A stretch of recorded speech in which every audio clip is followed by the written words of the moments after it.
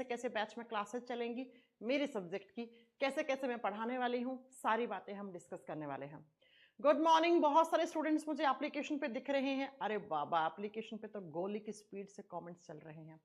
धीरज, ऋषि, पंकज, कुमार, अभिषेक, राहुल, निशु, अनु, someone, Pradeep, Pankaj, Rahul, अनुराग, आकांक्षा, प्रतीक, विजेंद्र, खुशबा, सुरेश, अभय कुमार, दीपक कुमार, अभिलाषा, सूर्य गर्ग, गणेश कुमार, गजेंद्र सिंह, अभि यादव, प्रतीक, पवन, कमल। ठीक है भाई, इतने नाम पढ़ पाएंगे? अब हजारों बच्चों के नाम थोड़ी ले आएंगे। देखो कैसे गोली की स्पीड से कमेंट चल रहे हैं।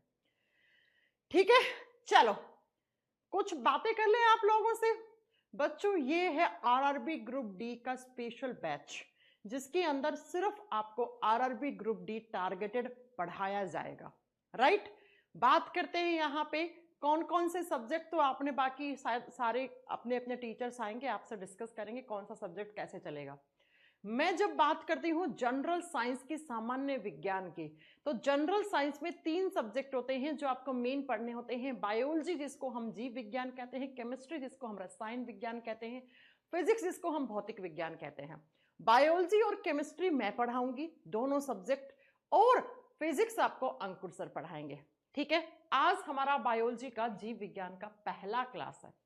बच्चों, जब हम ग्रुप डी की बात करते हैं ना, तो ग्रुप डी में आपको 25 क्वेश्चन साइंस के मिलेंगे, 25 क्वेश्चन और 25 नंबर के लिए। और मैं आपको दावे के साथ कह सकती हूं कि अगर इस बैच में आपने बहुत बढ़िया से साइंस तैयार कर ली, तो आप 25 में से 25 लेके आओगे, 25 में से 24 नहीं। अब आप में से कुछ लोग बोलेंगे मैम कैसे, इतना कॉन्फिडेंस कैसे? बच्चों, क्योंकि हम लोगों ने पिछले 8-10 साल से आप जैसे बहुत सारे आपके बड़े भाई बहनों को पढ़ाया है और उनको सिलेक्शन दिलाया है, तो बहुत अच्छे से पता है कि एनटीपीसी और ग्रुप डी के पेपर का क्या लेवल आता है। अब मैं कुछ बातें आपके दिमाग में चल रही होंगी, वो सब आपको मैं आज की क्लास में क्लियर कर देना चाहती हूँ। 25 क्वेश्चंस 25 नंबर के लिए आएंगे, जिसमें बायोलॉजी, केमिस्ट्री, फिजिक्स और 1-2 क्वेश्चन ना एनवायरमेंटल साइंस और इकोलॉजी, पर्यावरण विज्ञान और पारिस्थितिकी तंत्र से भी पूछ लेता है, तो हम उसको भी नहीं छोड़ने वाले हैं, उसको भी हम कवर करेंगे। राइट, तो बात करते हैं बच्चों कि मैम इस 25 क्वेश्चंस में बायोलॉजी के कितने क्वेश्चंस देखने को मिलेंगे। सबसे पहले तो इतना ही पता होना चाहिए कि हम कितने नंबर के लिए पढ़ेंगे, कितने घंटे पढ़ेंगे, है ना। तो इस 25 क्वेश्चन में से 8 से 10 क्वेश्चन आपको बायोलॉजी के देखने को मिलेंगे। अब मैं ये प्रीवियस ईयर के पेपर के आधार पे बता रही हूं भाई, है ना।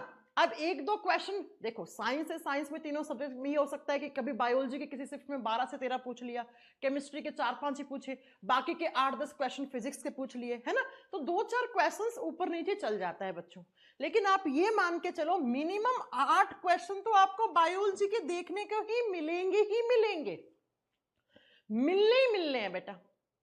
इसलिए हम यहां पर जो बायोलॉजी पढ़ेंगे बिल्कुल बेसिक से पढ़ेंगे। बच्चों, आप सबको पता है कि इस बार ग्रुप डी की जो वैकेंसी आई है, उनके लिए क्वालिफिकेशन क्या रखा गया है, आईटीआई हटा दिया गया है। मिनिमम जो क्वालिफिकेशन है वो 10th लेवल का है। और जब 10वीं पास वाले बच्चे फॉर्म भरेंगे, फॉर्म की डेट भी आपकी 1 मार्च की कर दी गई है, 1 करोड़ से ऊपर फॉर्म भरे जाएंगे। आप देख लीजिएगा, जब डेटा निकल के आएगा तो 1 करोड़ तो भरे जाने तय है, कोई नहीं रोक रहा, है ना। तो है क्या, मेरे कहने का मतलब क्या है, मैं ये क्यों बता रही हूं? मैं इसलिए बता रही हूं क्योंकि ये जो 25 क्वेश्चंस के लिए आप साइंस पढ़ोगे ना, तो आपको बिल्कुल भी ऐसे ही नहीं पढ़ना है कि मैम ये चैप्टर तो टफ लग रहा है, इसको छोड़ दूं, क्या हुआ, 1 क्वेश्चन तो आएगा। 1 क्वेश्चन छोड़ा, लाखों की भीड़ में पीछे हो गए, हजारों नहीं, लाखों की भीड़ में पीछे हो गए। इसलिए मैं आप लोगों से रिक्वेस्ट करती हूं कि 25 क्वेश्चन का मतलब 25 ही टारगेट सेट करना है। 20-22 से काम नहीं चलेगा बेटा। 20-22 से काम चलाना है तो लाखों की संख्या में पीछे हो जाओगे, 1 क्वेश्चन गलत, लाखों की संख्या में पीछे। इसलिए मैं ये कहना चाहती हूं कि मैं अपना 100% एफर्ट डालूंगी इस बैच के अंदर। आपको 200% तैयारी करनी है, मैं 100% करवाऊंगी, आपको 200% करनी है। कैसे करनी है वो आगे बताऊंगी, ठीक है। तो 25 क्वेश्चंस में से 8 से 10 क्वेश्चंस बायोलॉजी जीव विज्ञान के मिलेंगे। मैं ये समझ के पढ़ाऊंगी कि मेरे सब्जेक्ट में अगर 10 क्वेश्चन आए हैं तो मेरे बच्चे 10 का 10 करके आए, 10 का 9 नहीं चलेगा, 10 का 9 नहीं चलेगा। बस ऐसे तैयारी करेंगे अपन, ठीक है, ऐसे करेंगे हम। अब स्टार्ट करते हैं अपनी आज की क्लास। अब कुछ बच्चों को दिमाग में ये चलता है कि मैम यहां पर जो बायो पढ़ाएंगी ना, अच्छा एक चीज और मैं लास्ट डिस्कस कर दूं आपसे। बच्चों आपको लगता होगा कहने के लिए ग्रुप डी का पेपर है, क्या होना है मैम ग्रुप डी के पेपर में, 10th पास का यहाँ पे लेवल दे रखा है, 10वीं तक तो साइंस हमने पढ़ी है, हम तो हवा में उड़ा देंगे क्वेश्चंस। ऐसा ही लग रहा होगा आपको कि हम तो हवा में उड़ा देंगे। अब मैं आपको यहाँ पे एक बात बता दूं कि ये जो ग्रुप डी के एग्जाम में साइंस आती है ना, ये बड़े बड़े बच्चे क्वेश्चंस नहीं कर पाते, इसका आंसर नहीं कर पाते। बीपीएससी की तैयारी करने वाला, एनडीए सीडीएस के एग्जाम की तैयारी करने वाला बच्चा है ना, ये सारे बच्चे भी अच्छे से 25 में से 25 अगर सेट लगाए ना ग्रुप डी का, वो नहीं कर पाते बच्चा।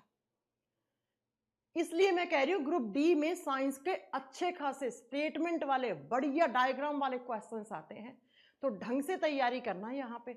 अब जब आप इस बैच में साइंस पढ़ोगे ना, तो साथ में आप रेलवे के एनटीपीसी है ना, एनटीपीसी एग्जाम की भी साइंस में यहाँ पे साथ में करवाऊंगी। तो यहाँ पे जो मैं साइंस पढ़ा रही हूँ ना, ये सिर्फ ग्रुप डी में नहीं, रेलवे के हर एक एग्जाम में काम आएगी, आपको हर एक एग्जाम में काम आएगी बेटा, ये याद रखिएगा, ठीक है। चलो अब स्टार्ट करते हैं अपनी आज की फर्स्ट क्लास। मैं बता देती हूं आप लोगों के लिए और ज्यादा आपको खुश कर दूं कि यहां पर जो मैं आपको बायोलॉजी केमिस्ट्री पढ़ाऊंगी वो आरआरबी ग्रुप डी को टारगेटेड करके पढ़ाऊंगी। तो आरआरबी ग्रुप डी के जो साइंस के क्वेश्चंस है ना, वो इन सारे एग्जाम में ऑटोमेटिकली हो जाएंगे। तो आप ये मत सोचना कि मैम से बस मैंने ग्रुप डी के लिए साइंस पढ़ी है, बाकी तो मुझे अलग पढ़ना पड़ेगा, है ना, ऐसा नहीं होना चाहिए। एनटीपीसी और ग्रुप डी के क्वेश्चंस सेम आते हैं, हाँ थोड़ा ग्रुप डी में टफ क्वेश्चन आते हैं, राइट। एएलपी एग्जाम में काम आएगी, बीपीएससी में काम आएगी, एनडीए सीडीएस में काम आएगी, एसएससी सीजीएल में काम आएगी, सीसीएल में काम आएगी, जीडी के पेपर में काम आएगी, और आप किसी भी स्टेट एग्जाम की तैयारी कर रहे हो सब में काम आएगी बेटा, ठीक है बच्चों। तो अब बिल्कुल इस बात को ध्यान में मत रखना कि मैम यहां पर जो मैं बायोलॉजी पढ़ूंगा इतना ज्यादा पढ़ूंगा वो मेरे काम आएगी कि आगे एग्जाम में, ये सब एग्जाम में काम आएगी। अब थोड़ी सी मेरी बातें स्टार्ट कर, ध्यान से सुन लो, ठीक है। मैम ऑल क्लासेस कब से स्टार्ट होंगी बेटा, एक दिन में आज शायद दूसरी क्लास है, अपने आप हो जाएंगी, सब हो जाएंगे क्लासेस स्टार्ट। ये छोड़ दो, ये मैनेजमेंट डिसाइड करता है मैथ्स कब लगेगा, रीजनिंग कब लगेगा, साइंस कब लगेगा, आपको जो पढ़ाया जा रहा है बस उसमें आप बेस्ट दो। चलिए सुनिए, यहां पर मैं जो बायोलॉजी पढ़ाऊंगी वो बिल्कुल जीरो से एकदम हीरो पढ़ाऊंगी। जीरो से हीरो का मतलब क्या है, एकदम बेसिक से मैं यहाँ पे बायोलॉजी जीव विज्ञान पढ़ाने वाली हूँ आपको। जो बच्चा पहली बार भी साइंस पढ़ रहा होगा ना, उसको भी समझ में आएगा, और जिस बच्चे को लगता है मैंने तो साइंस 2 बार पढ़ दी है, उसे भी अपना लेवल चेक करने का मौका मिलेगा। तो ये बिल्कुल मत घबराना कि मैम मैं तो बिल्कुल नया हूं, कभी साइंस पढ़ी नहीं है, बायोलॉजी टफ लगती है, मैं तो मैथ्स का स्टूडेंट हूं। मैं जिस तरीके से पढ़ाऊंगी ना आपको बहुत अच्छे से समझ में आएगी। चलो फिर स्टार्ट करते हैं बच्चों। जब हम बायोलॉजी शब्द का, अच्छा नोट्स वोट्स सब मिल जाएंगे आपको, कंप्लीट नोट्स आपको पीडीएफ कल तक इस बैच के अंदर मिल जाएगी। Complete biology in English, complete biology in Hindi, दोनों सब्जेक्ट के नोट्स आपको इस बैच में अपलोड करवा दिया जाएगा। समय समय पर मैं आपको प्रैक्टिस क्लासेस भी करवाऊंगी, समय समय पर आपको प्रीवियस ईयर क्वेश्चंस की शीट भी डलवाऊंगी इस बैच के अंदर। थोड़ा वेट करो, एक दिन में आते ही मत कमेंट डाल दिया करो मैम प्रैक्टिस शीट मिलेगी क्या, मैम प्रीवियस ईयर क्वेश्चंस मिलेंगे क्या। आपको ई बुक से लेके सब चीजें हमारी मैनेजमेंट डिसाइड कर रही है, सब कुछ मिलेगा, थोड़ा पेशेंस रखो। स्टार्ट करते हैं हम आज की क्लास में। हमारी क्लास आज किसकी है, साइंस में बायोलॉजी। बच्चों जब भी हम बायोलॉजी शब्द देखते हैं इसका मतलब क्या होता है, दिमाग में लेके चलो 10 नंबर, है ना, और पढ़ना ऐसे है कि 10 में से 9 भी आए तब भी भाई दुख होना चाहिए। आ जाओ यहां पे, बायोलॉजी जो शब्द है इसका मीनिंग, इसमें क्या पढ़ते हैं, कैसे पढ़ेंगे, क्या सिलेबस है, ये आज और कल की क्लास में हम अच्छे से डिस्कस कर लेंगे, ठीक है। फिर हम चैप्टर स्टार्ट करेंगे। जब हम बायोलॉजी शब्द की बात करते हैं तो ये 2 टर्म्स है, इसको तोड़ो। बायो का मतलब यहां पर क्या होता है, बायो का मतलब होता है लैटिन भाषा में बायोस, और लोजी का मतलब होता है लोगोस। बायोस लोगोस 2 शब्द से मिलकर बना हुआ है बायोलॉजी, जिसको हिंदी में कहते हैं हम जीव विज्ञान। जीव विज्ञान नाम से क्लियर लग रहा होगा, विज्ञान, साइंस की वो ब्रांच जिसमें हम जीवों के बारे में पढ़ते हैं, जीव के बारे में पढ़ते हैं। अब इसका मीनिंग समझो। बायोस का मतलब होता है लिविंग्स या लाइफ। बायोस का मतलब होता है लिविंग्स, जिसको हम जीव, या लाइफ का मतलब होता है जीवन, और लोगोस शब्द का मतलब होता है टू स्टडी। तो बायोलॉजी साइंस की वो ब्रांच है जिसके अंदर हम लिविंग्स के बारे में स्टडी करते हैं, हम सजीवों के बारे में अध्ययन करते हैं। बच्चों, ये जो यूनिवर्स है ना, ये जो संसार है ना, दो तरीके की चीजों से मिलकर बना हुआ है, एक लिविंग, एक नॉन लिविंग, एक सजीव, एक निर्जीव। अगर मैं इस कमरे की बात करूं तो इस कमरे में मैं लिविंग हूं, लेकिन ये मार्कर, ये डिजिटल बोर्ड, ये कैमरा, टीवी, स्पीकर, ये सब क्या है? नॉन लिविंग थिंग्स हैं, निर्जीव हैं। तो साइंस में हम जब 3 ब्रांच पढ़ते हैं ना, बायोलॉजी, केमिस्ट्री, फिजिक्स, तो बायोलॉजी वो ब्रांच है जिसमें हम लिविंग्स के बारे में, सजीवों के बारे में स्टडी करते हैं। केमिस्ट्री और फिजिक्स में हम नॉन लिविंग थिंग्स के बारे में स्टडी करते हैं। तो साइंस की वो ब्रांच जिसके अंदर हम लिविंग्स के बारे में स्टडी करते हैं उसको बायोलॉजी कहते हैं। जीव विज्ञान, विज्ञान की वह शाखा है जिसके अंतर्गत हम सभी प्रकार के सजीवों या उन सजीवों की लाइफ, जीवन के बारे में अध्ययन करते हैं कि उनकी लाइफ कैसे चलती है। तो उस ब्रांच को हम बायोलॉजी कह देते हैं। बहुत ज्यादा कुछ पढ़ने की जरूरत नहीं है। तो वो ब्रांच जिसके अंदर हम लिविंग्स के बारे में पढ़ते हैं, सजीवों के बारे में पढ़ते हैं, उसी को हम बायोलॉजी कहते हैं, उसी को हम जीव विज्ञान कहते हैं। बात ये आती है कि मैम ये जो बायोलॉजी ब्रांच है ना, इसके पिता कौन है, इसके जनक कौन है, किन्होंने ये ब्रांच बनाई थी? वो महान साइंटिस्ट, वो सबसे बड़े वैज्ञानिक जिनकी वजह से आज हमें ये 10 नंबर के लिए बायोलॉजी पढ़नी पड़ रही है, उन महान साइंटिस्ट का नाम है एरिस्टोटल, अरस्तु। एरिस्टोटल, अरस्तु। अब अरस्तु का इतिहास जानने से पहले मैं कुछ बातें आपको बता दूं, वो ध्यान से समझना। हम बायोलॉजी में किसके बारे में पढ़ते हैं? लिविंग्स के बारे में, सजीवों के बारे में। इस यूनिवर्स में, संसार में जितने भी सजीव हैं, जितने भी लिविंग्स थिंग हैं, है ना, उनके जीवन के बारे में अध्ययन करना हम बायोलॉजी में पढ़ते हैं, उसको जीव विज्ञान कहते हैं। अब मेरी बात को ध्यान से सुनो। मैं अगर आपसे पूछूं प्लांट्स क्या होते हैं? लिविंग्स होते हैं। हम लोग क्या हैं? लिविंग्स हैं। गाय, भैंस, घोड़ा, बकरी, खरगोश, कुत्ता, बिल्ली, गधा, सब क्या है? लिविंग्स हैं। तो इन्हीं लिविंग्स को आगे अलग अलग ब्रांचेस में, अलग अलग शाखाओं में विभाजित कर दिया। कैसे? तो बायोलॉजी में जो पहला ब्रांच बनता है, जो आपको पढ़ना है, वो पढ़ना है बच्चा जूलॉजी। जो फर्स्ट ब्रांच आता है बायोलॉजी का, उसको बोलते हैं हम जूलॉजी। जू का मतलब होता है एनिमल्स। आज मैं जू गया था, वहां पे मैंने बहुत सारे एनिमल्स देखे, है ना। वहां पे मैंने खरगोश देखा, वहां पे मैंने चीता देखा, है ना, वहां पे मैंने हाथी देखा, शेर देखा, बाघ देखा। और लॉजी शब्द का मतलब क्या होता है? To study. एनिमल्स के बारे में, जंतुओं के बारे में अध्ययन करना जंतु विज्ञान कहलाता है। बायोलॉजी की वो ब्रांच जिसमें हम किसके बारे में स्टडी करते हैं? जू यानी एनिमल्स के बारे में, जानवरों के बारे में अध्ययन करते हैं। ये जानवर कैसे सरवाइव करते हैं, ये जो जानवर होते हैं इनके क्या क्या कैरेक्टरिस्टिक्स होते हैं, इनके लक्षण क्या है, इनका बॉडी कैसे बना है, कौन से ऑर्गन का क्या काम है।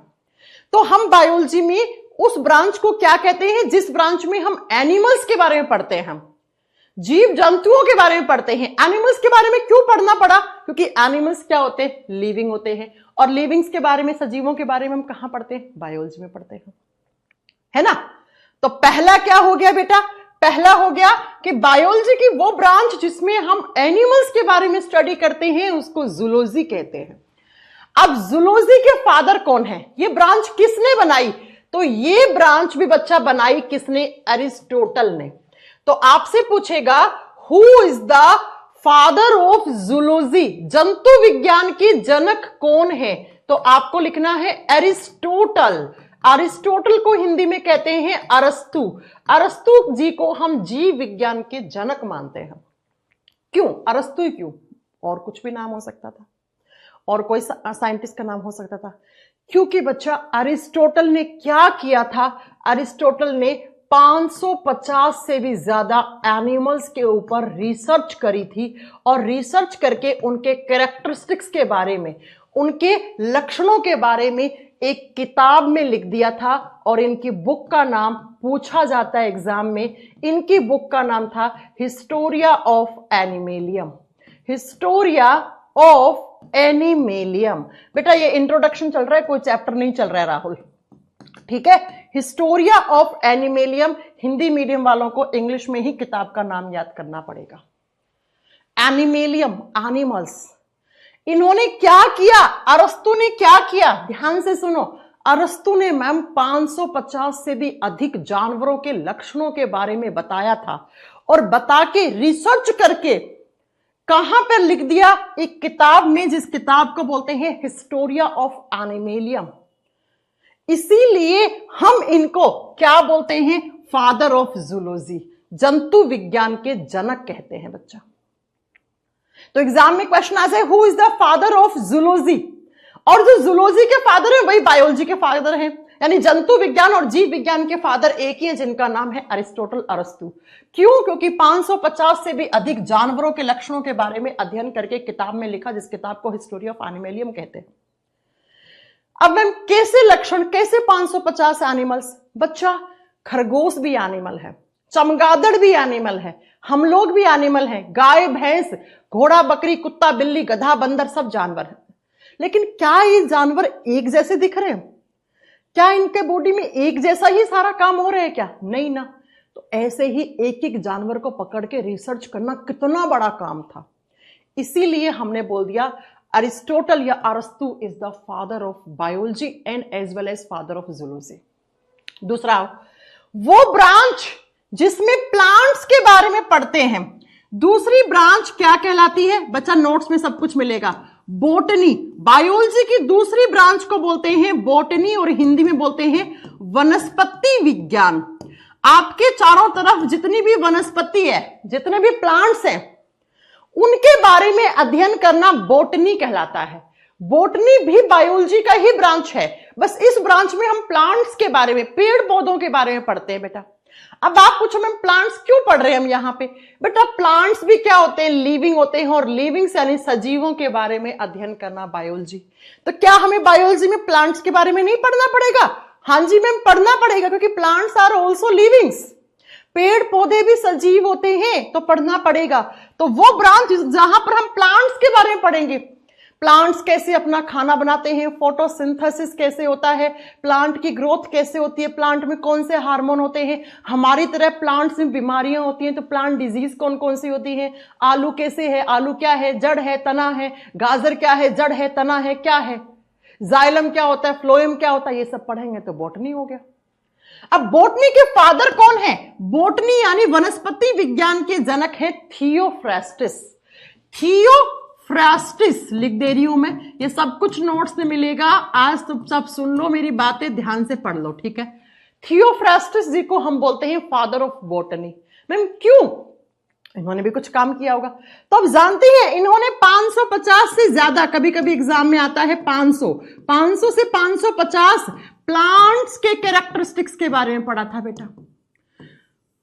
500 से अधिक पेड़ पौधों के लक्षणों के बारे में अध्ययन किया। अब मैम कैसे लक्षण आप बताओ? कुछ ऐसे पौधे देखे होंगे जिसपे फूल भी नहीं लगते, कुछ पे फूल लगते लेकिन फल नहीं लगते, कुछ पे फूल फल दोनों लगते हैं, है ना, कुछ पानी में उगते हैं, कुछ धरती पे उगते हैं।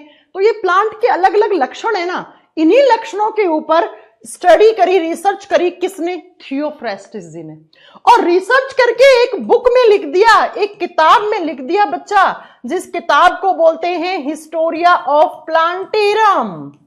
हिस्टोरिया ऑफ प्लांटेरम, क्योंकि ये प्लांट्स वाली ब्रांच है। तो हिस्टोरिया ऑफ प्लांटेरम बुक के ऑथर, लेखक कौन है? थियोफ्रास्टस। इस किताब में अपनी रिसर्च लिख दी। रिसर्च में क्या लिखा? 550 प्लांट्स के अलग अलग लक्षणों के बारे में बता दिया। इतना बड़ा काम तो इनको फादर बोलना पड़ेगा ना। हाँ मैम बोल दो, किस ब्रांच के? Theophrastus is the father of botany. तीसरा जो ब्रांच हमें पढ़ना है that is microbiology. Microbiology, micro शब्द का मतलब होता है सूक्ष्म, सूक्ष्म जीव। माइक्रोबायोलॉजी में क्या पढ़ते हैं हम? माइक्रोब्स के बारे में पढ़ते हैं। बायोलॉजी की वो ब्रांच जिसमें हम सूक्ष्म जीवों के बारे में पढ़ते हैं उसे सूक्ष्म जीव विज्ञान कहते हैं। मैम ये सूक्ष्म क्या होते हैं, ये माइक्रोब्स क्या होते हैं? मेरे हाथ देखो, मेरे हाथों में बहुत सारे बैक्टीरिया हो सकते हैं, मेरे कपड़ों में, मेरे यहां वहां कहीं भी बैक्टीरिया हो सकते हैं, इस कमरे में हजारों बैक्टीरिया, हजारों जीवाणु हो सकते हैं, लेकिन मुझे दिख रहे हैं क्या? नहीं ना। अगर मुझे बैक्टीरियाज को, जीवाणुओं को देखना है तो क्या रखना पड़ेगा? इलेक्ट्रॉन माइक्रोस्कोप रखना पड़ेगा। वो छोटे छोटे जीव, इतने छोटे, इतने माइक्रोब्स है ना, जिनको देखने के लिए क्या चाहिए आपको? इलेक्ट्रॉन माइक्रोस्कोप चाहिए। उन जीवों को हम माइक्रोब्स कहते हैं जिनको नेकेड आई से, नग्न आंखों से नहीं देख सकते हम। भाई प्लांट देख पाते हो आंखों से, हाँ, एनिमल्स देख लेते हो, हाँ, लेकिन माइक्रोब्स को आप नग्न आंखों से नहीं देख पाते हो। उनको देखने के लिए आपको इलेक्ट्रॉन माइक्रोस्कोप चाहिए, राइट? लेकिन बच्चों माइक्रोब्स भी लिविंग्स होते हैं, सजीव होते हैं। जैसे कौन सा माइक्रोब? जैसे हमने पढ़ा बैक्टीरिया। जीवाणु लिविंग होते हैं, लेकिन मैम जीवाणु इतने छोटे होते हैं कि हमें नग्न आंखों से बिना इलेक्ट्रॉन माइक्रोस्कोप के तो दिखते ही नहीं है। हाँ जी, लेकिन है तो लिविंग ना। लिविंग है तो हमें किस ब्रांच में पढ़ने पड़ेंगे? बायोलॉजी, जीव विज्ञान में पढ़ने पड़ेंगे। तो थर्ड वो ब्रांच, जीव विज्ञान की वो शाखा, बायोलॉजी का वो ब्रांच जिसमें हम माइक्रोब्स के बारे में स्टडी करते हैं, that is known as microbiology. और माइक्रोबायोलॉजी के फादर कौन है? A V Leeuwenhoek, Antonie van Leeuwenhoek.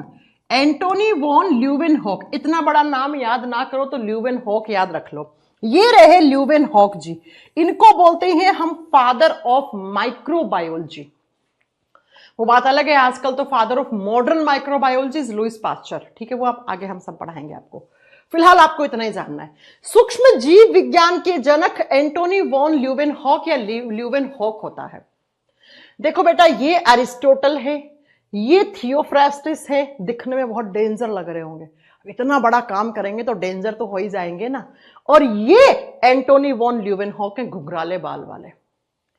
इनको बोलते हैं father of biology and zoology, father of botany and father of microbiology.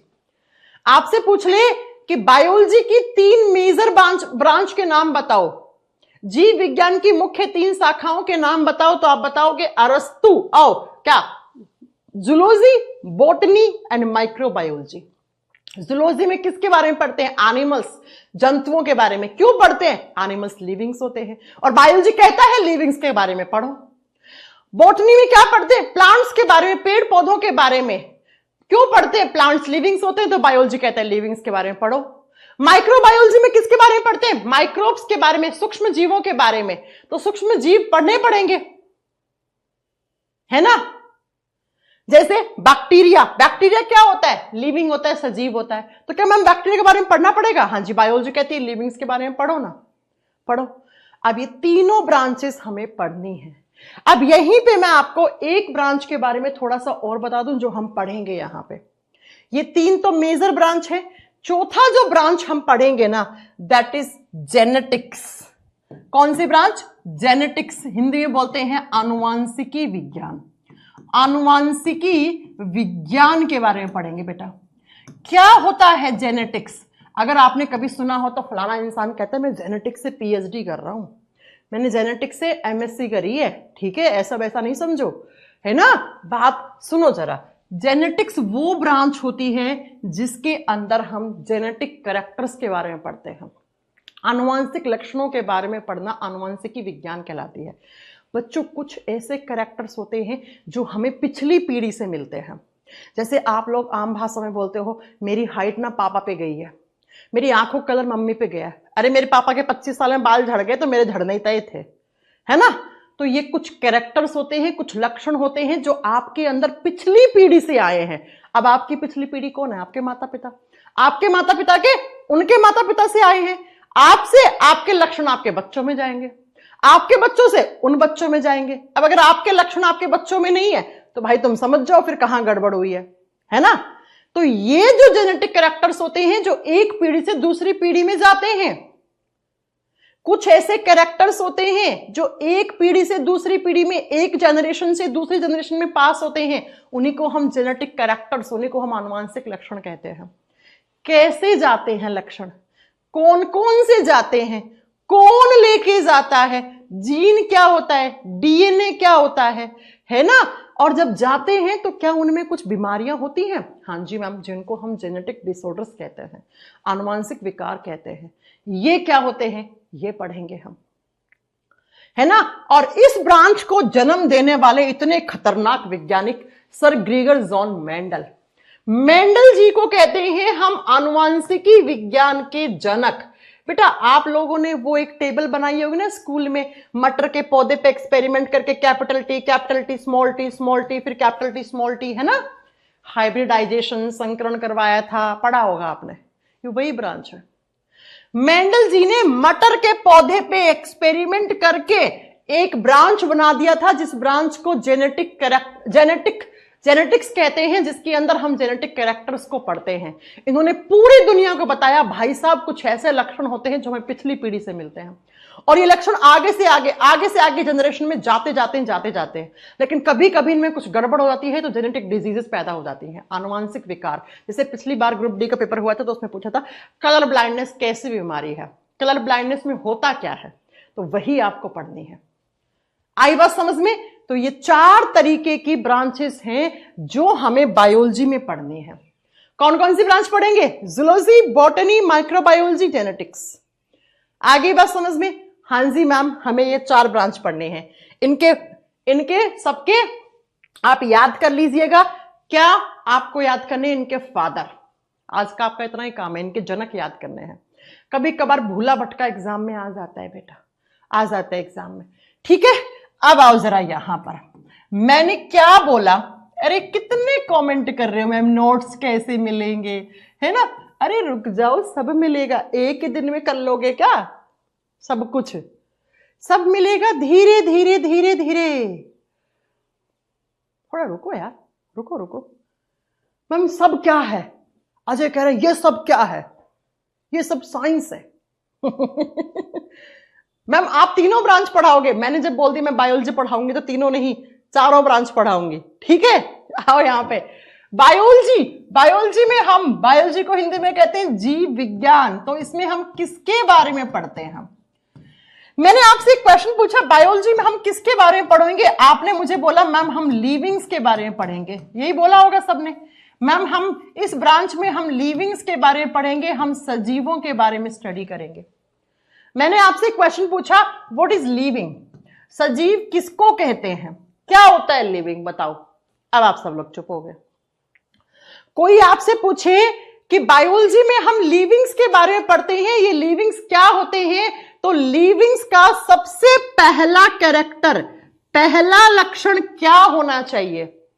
NCERT में लिखा हुआ है कि लिविंग बॉडी में सेल ऑर्गेनाइजेशन होना चाहिए, कोशिकीय संगठन होना चाहिए। आपको बताना है मैम लिविंग वही है जिसका बॉडी सेल से मिलकर बना हुआ है, सजीव वही है जिसका शरीर कोशिका या कोशिकाओं के मिलने से बना हुआ है, बस उसी को लिविंग कहते हैं, उसी को लिविंग कहते हैं। पहला पॉइंट यही नोट करना है आपको। अरे रुक जाओ मैम, कौन सा चैप्टर पढ़ा रही हो, कितने परेशान हो रहे हो, सब पढ़ाया जाएगा। तुम्हें क्या लगता है तुम्हें ये चैप्टर के नाम पता है? मुझे नहीं पता होंगे क्या है। एक बच्चा कह रहे मैम डाइजेस्टिव सिस्टम कब पढ़ाओगी? अबे जब पढ़ाऊंगी जब तुम्हें डाइजेशन का मतलब पता होगा, जब पढ़ाऊंगी जब तुम्हें सिस्टम शब्द का मतलब पता होगा। अभी नहीं पता है ना, तो चुपचाप मेरे से पढ़ो इधर आके। तो मैंने कहा बायोलॉजी में हम लिविंग्स के बारे में पढ़ेंगे, और लिविंग्स वही है जिसमें एनसीईआरटी में लिखा हुआ है जिसके बॉडी में सेल ऑर्गेनाइजेशन हो, जिसका शरीर में कोशिकीय संगठन हो। What is cell? सेल क्या है? मैं अगर आपसे पूछूं ये मार्कर है, इसमें सेल है, आप कहोगे नो मैम, लेकिन बॉडी तो मार्कर का भी है। फिर ये किससे बना हुआ है? ये एटम से बना हुआ है, ये परमाणु से बना हुआ है, और एटम से बनी हुई चीजों को आप केमिस्ट्री और फिजिक्स में पढ़ते हो, आप रसायन विज्ञान और भौतिकी विज्ञान में पढ़ते हो। लेकिन मैंने कहा मैं कौन हूं? आपने बोला मैम आप लिविंग हो, आप सजीव हो, तो मेरा बॉडी किससे बना होगा? मेरा बॉडी सेल, कोशिका से मिलकर बना हुआ होगा। लिविंग वही है जिसके शरीर के अंदर सेल्स हो, सेल से बना हुआ हो। अरे जिसकी उत्पत्ति कोशिका से हुई है वो सजीव है बच्चा, है ना, वही लिविंग है। अब कैसे हुई, तो आओ मैं आपको कुछ फोटो दिखाती हूं। इस फोटो को देखना बहुत ध्यान से, राइट। इस वाली फोटो को नहीं, ये कैरेक्टर्स तो आपको मैं बाद में पूरे पढ़ाऊंगी। इस फोटो को देखना आप। बॉडी में सेल्यूलर ऑर्गेनाइजेशन है जिसका शरीर कोशिकीय संगठन से मिलकर बना हुआ है। अब सेल क्या होती है मैं उसका एग्जांपल देती हूं। हम एक घर बनाते हैं, घर बनाने के लिए सबसे पहले आपको ईंट चाहिए ना। बहुत सारी ईंटों से एक दीवार खड़ी करते हो, हाँ जी मैम। दीवार से एक कमरा बन जाता है, फिर एक कमरा, एक रसोई, है ना, एक मम्मी का कमरा, एक आपका कमरा, एक आपके भाई का कमरा। इतने सारे कमरों से क्या बन गया, एक घर बन गया। ठीक ऐसे ही लिविंग बॉडी में सबसे पहले सेल बनती है, कोशिका बनती है। घर बनाने के लिए ईंट चाहिए, वैसे लिविंग बॉडी बनाने के लिए सबसे पहले आपको एक सेल चाहिए, कोशिका चाहिए। एक सेल, सिंगल सेल, ऐसे सिंगल सेल, एक सेल आ गई, हाँ जी मैम। अब क्या होगा, ये सेल अपने आप को डिवाइड करेगी ऐसे। इस कोशिका में विभाजन होगा जिसको हम कोशिका विभाजन कहते हैं, जिसको हम सेल डिवीजन कहते हैं। ये सेल डिवीजन क्या होता है हम आपको आगे पढ़ाएंगे। सेल डिवीजन वो प्रोसेस है जिसके थ्रू एक सेल अपने आप को डिवाइड करके अनेकों सेल बना देती है। उसी प्रोसेस को हम सेल डिवीजन, उसी को हम कोशिका विभाजन कहते हैं। इस सेल ने अपने आप को डिवाइड किया, इससे दो बन गई, फिर ये भी तो करेगी, हाँ जी मैम, इससे दो बनेंगी, इससे दो बनेंगी, फिर इससे दो, इससे दो, ऐसे करते करते करते मैम हमारे पास हजारों, लाखों, करोड़ों सेल्स बन गई। हाँ भाई बन गई। और बहुत सारी सेल्स का इस तरीके से एक ग्रुप बन गया और इसी ग्रुप को हम टिश्यू कहते हैं, उसको हम उत्तक कहते हैं। एक बार बीपीएससी के पेपर में पूछा व्हाट इज टिश्यू। कितना थका हुआ क्वेश्चन है भाई, ये कोई क्वेश्चन है क्या, लेवल है क्या बीपीएससी का। टिश्यू क्या है, उत्तक क्या है, ग्रुप ऑफ सेल्स। जब बहुत सारी कोशिकाएं आपस में जुड़कर एक लेयर बना देती हैं, उसी लेयर को, उसी परत को आप